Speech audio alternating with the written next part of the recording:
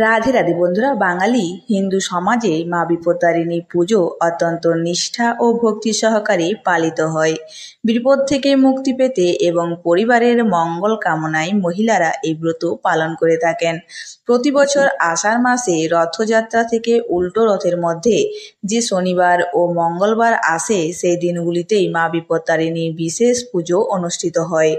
এই বছর 2025 সালে বিপত্তারিণী ব্রত কবে পড়েছে, সম্পূর্ণ সময়সূচি এবং পুজো পদ্ধতি ও উপকরণ সমস্ত কিছু জানতে পারবেন এই ভিডিওর মাধ্যমে। তো চলুন বন্ধুরা, ভিডিওটি শুরু করা যাক। 2025 সালে শ্রী শ্রী বিপত্তারিণী ব্রত পালিত হবে দুটি নির্দিষ্ট দিনে। প্রথমটি হলো 28 জুন শনিবার, বাংলা 13ই আষাঢ়, এবং দ্বিতীয়টি হলো 1 জুলাই মঙ্গলবার, বাংলা 16ই আষাঢ়।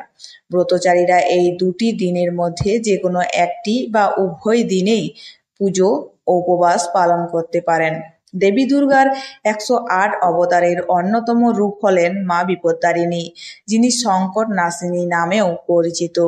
হিন্দু শাস্ত্র মতে ভক্তি সহকারে এই পুজো করলে সমস্ত বিপদ কেটে যায় এবং জীবনে সুখ শান্তিতে ভরে ওঠে।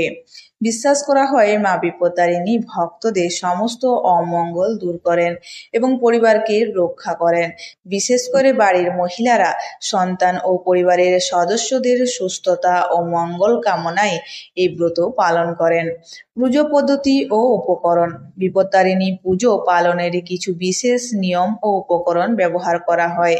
মা বিপত্তারিণী পুজোর সমস্ত উপকরণ 13টি করে নিবেদন করা রীতি প্রচলিত আছে। এর মধ্যে উল্লেখযোগ্য হলো ঘট, আম্রপল্লব, শীষসহ ডাব, 13 রকম ফল, 13 রকম ফুল, 13 গাছি লাল সুতো, প্রতিটি গিটে দুভা বাঁধা থাকবে। এই সুতো ব্রতধারীরা হাতে বাঁধেন।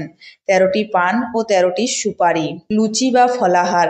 সাধারণত 13টি লুচি প্রসাদ হিসেবে নিবেদন করা হয়। ব্রতের দিন চালের তৈরি কোনো খাবার খাওয়া বারণ। পুজোর আগের দিন নিরামিষ আহার গ্রহণ করা উচিত। পুজোর দিন সকালে স্নান সেরে পরিষ্কার বস্ত্র পরিধারণ করে ব্রতের সংকল্প নিতে হয়। এরপর ভক্তি সহকারে দেবীর আরাধনা করা হয়।